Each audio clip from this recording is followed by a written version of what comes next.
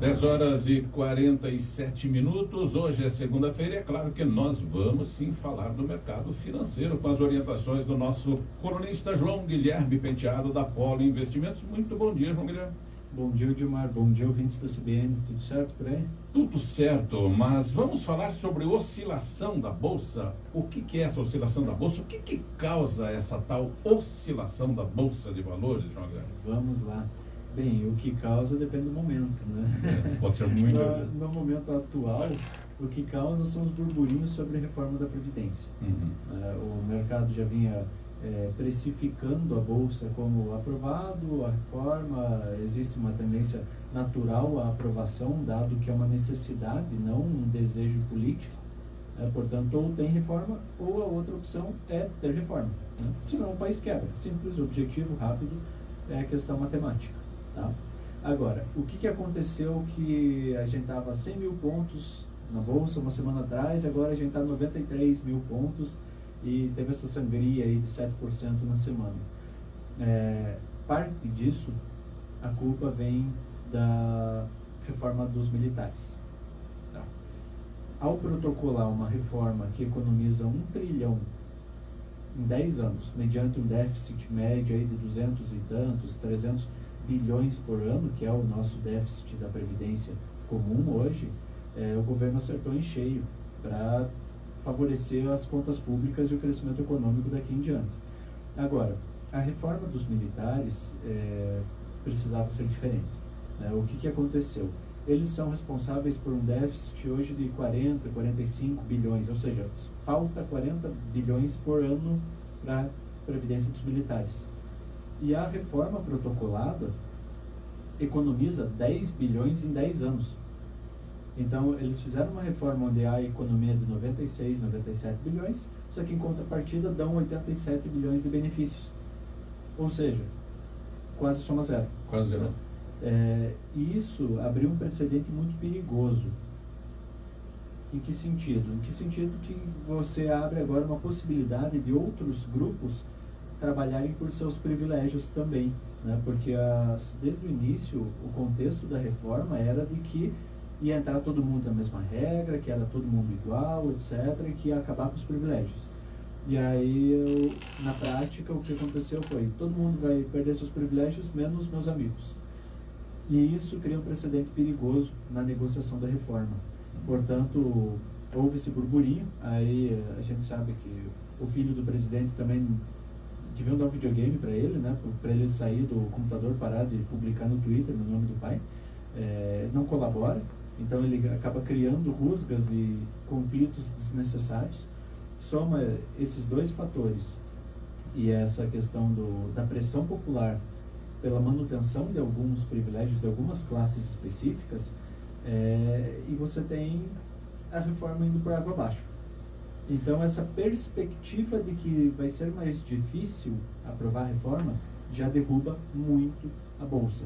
Tá?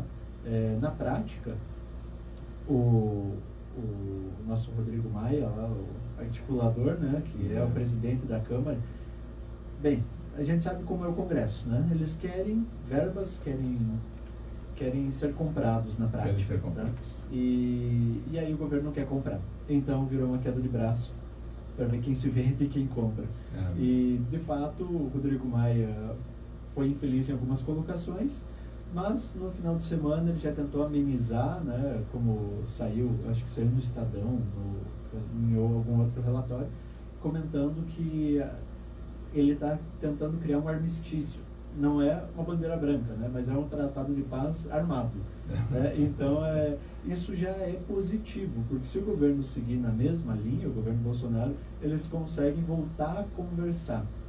O fato é que hoje não existem votos suficientes pela Previdência e tem sim que mudar essa questão dos militares por uma questão de equidade social.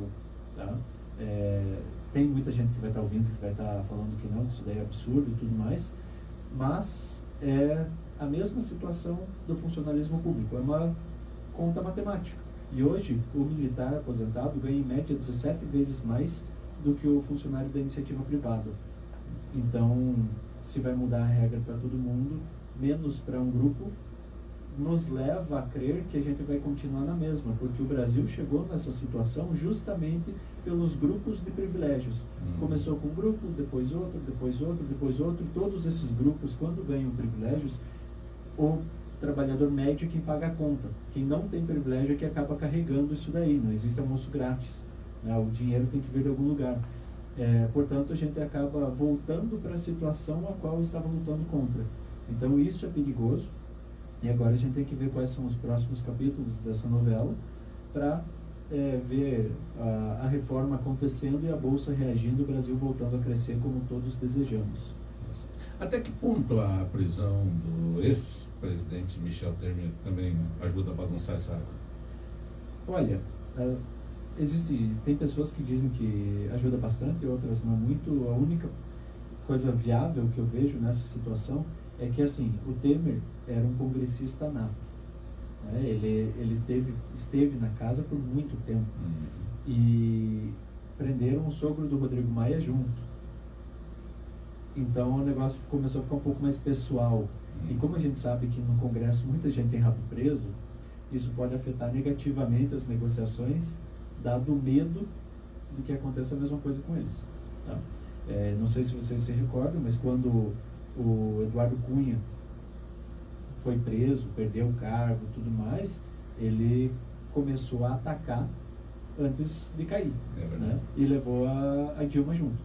Portanto, existe essa queda de braço aí entre os poderes e alguém pode se sentir acuado. O que pode, dentro do Congresso Nacional, criar esses fatores de complicação para a aprovação da reforma e...